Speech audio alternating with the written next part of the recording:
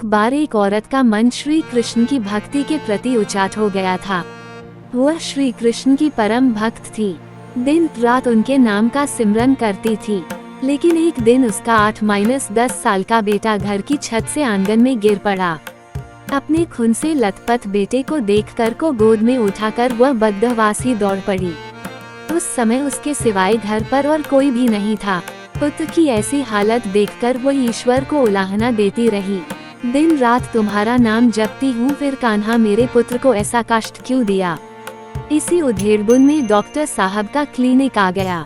Doctor साहब ने उसका इलाज किया और कहने लगे कि आपके पुत्र को कोई गहरा घाव नहीं हुआ, ये घाव भी कुछ दिन में ठीक हो जाएगा, और उसे दवाई दे दी।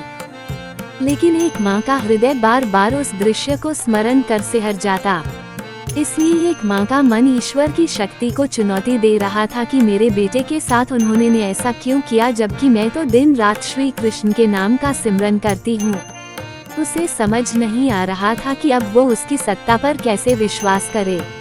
श्री कृष्ण की लीला देखिए, उसी दिन टीवी पर किसी महात्मा के प्रवचन आ रहे थे कि ईश्वर किसी पर आने वाले कष्ट को रोक नहीं सकते, लेकिन उसके नाम सिमरन से ईश्वर तुमको इतनी शक्ति प्रदान करते हैं कि तुम आसानी से उस संकट से उबर जाओगे। ईश्वर तुम्हारे मार्ग को सरल कर देते हैं, इसलिए नाम सिमरन करते रहना चाहिए। ये प्रवचन सुनने ही जैसे उस दिन का सारा घटनाक्रम उसकी आंखों के सामने घूम गया। उस दिन यहाँ आंगन में उसका बेटा गिरा था, वहाँ पाइप एक दिन पहले ही हटाई गई थी। यह सोचकर उसका मन सिहर गया कि अगर पाइप यहीं पर पड़ी होती तो बेटे को ज्यादा चोट लग सकती थी। इसी उधेड़बुन में उसका हाथ पेट पर गया तो उसे स्मरण हो आया कि अभी कुछ दिन पहले तो मेरे पेट का ऑपरेशन हुआ था, मैं तो एक बाल्टी नहीं उठा सकती थी, लेकिन 20-22 किलो के बेटे को गोद में उठाकर आधा-पौने किलोमीटर दौड़कर डॉक्टर के क्लिनिक तक कैसे गई। इतनी शक्ति और हिम्मत मुझ में ईश्वर के सिवाय कोई नहीं दे सकता। अब उसे स्मरण हो आया कि डॉक्टर साहब तो 3 बजे तक क्लिनिक में होते हैं, लेकिन उस दिन 4 बजे तक क्लिनिक में थे, जिस कारण उसके बेटे का समय पर इलाज शुरू हुआ। क्या पता किसी ईश्वरीय शक्ति ने ही उन्हें रोक कर रखा हो।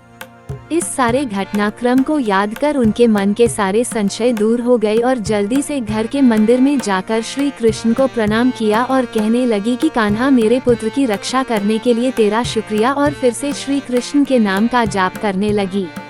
उसे लगा श्री कृष्ण का विग्रह मानो मंद मंद मुस्कुरा रहा हो।